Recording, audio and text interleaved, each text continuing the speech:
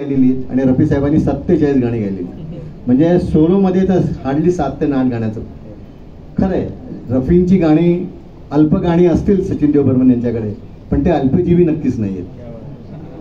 कारण गाणाराही अजोड होता आणि गाण्याचा जन्मदाताही अद्वितीय असाच होता. एस डी बर्मन यांच्याकडे रफी साहेबांनी सर्वात पहिले जे गाणं गायलं होतं भाई भाई या चित्रपटात, त्याचे गाण्याचे शब्द होते दुनिया में मेरे अंधेरा ही अंधेरा. हे त्यांचं पहिलं गाणं. आणि सर्वात शेवटचं जे गाणं गायलं होतं त्यांनी पुष्पार या चित्रपटामध्ये, विनोद मेहरावर चित्रपट झाला होता, ए मेरे मन में हूँ मगन.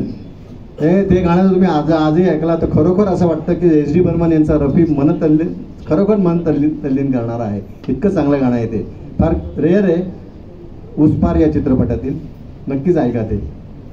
आपण जे आता गाणं ऐकणार आहोत या गाण्याच्या संदर्भात पण थोडी गंमत अशी आहे की हे जे गाणं आराधना चित्रपटातील हे ड्युएट आहे.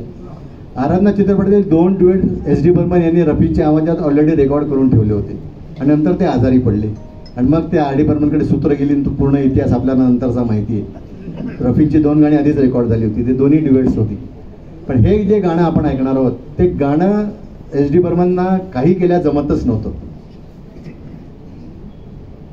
हे गाणं जेव्हा रेकॉर्डिंग त्यांना करायचं होतं या पर्टिक्युलर गाण्याचं, त्याची चालच त्यांना सुचत नव्हती. म्हणजे त्यांना स्ट्राईकच होत नव्हती की गाण्याची सुरुवात कशी करायची. फार विचार केला त्यांनी, तरी त्यांना त्यात काही यश मिळत नव्हतं एस डी बर्मन साहेबांना. पण एकदा चुकून त्यांनी खय्याम साहेबांचं एक गाणं ऐकलं. एस डी बर्मननी खय्यामचं ऐकलं. खय्याम म्हणजे फार ज्युनियर त्यांना त्या मनाने, पण एवढे मोठे लोक आहे त्यांना एकमेकांचं असं काही कमीपणा वाटायचा नाही की कुठले आपण विचारायचे काय, विचारून ते चाल घेऊ शकायचे. तर त्यांना खय्याम साहेबांचं जे गाणं आठवलं तर त्या गाण्याचा पहिला फक्त मुखडा ना त्यांना वाटलं की हा मुखडाच मला जे पाहिजे होतं तो हाच मुखडा आहे, हाच घ्यायला पाहिजे. आणि मग त्यांनी ते गाणं उचललं. हे खय्याम साहेबांनी नंतर कळलं तर खय्याम साहेबांनी सांगितलं हा माझा मोठा सन्मान आहे की एस डी बर्मन साहेबांनी माझ्या गाण्यावर एखादं गाणं रचतंय, हा माझा सन्मान आहे. तुम्हाला आश्चर्य वाटेल, मुकेशच्या एका गाण्यांवर पुढचं जे गाणं जे आहे जे गुणगुणार आहे भवर हे ड्युएट आहे, हे मुकेशच्या खय्यामच्या एका गाण्यावर त्यांनी बेस केलेले आहे. तुम्ही जर ते गाणं ऐकलं तर तुम्हाला आता मी सांगतो त्यात सत्यता वाटेल. आसमां पे है खुदा और जमी पे हम गुनगुना रहे भवर. बरोबर मी आठवतो.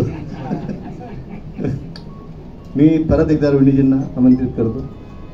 आणि हे कबूल पण केले त्यांनी, एस डीनी पण सांगितलं आणि खय्याम साहेबांनी पण. खय्याम साहेबांना अभिमान होता या गोष्टीचा.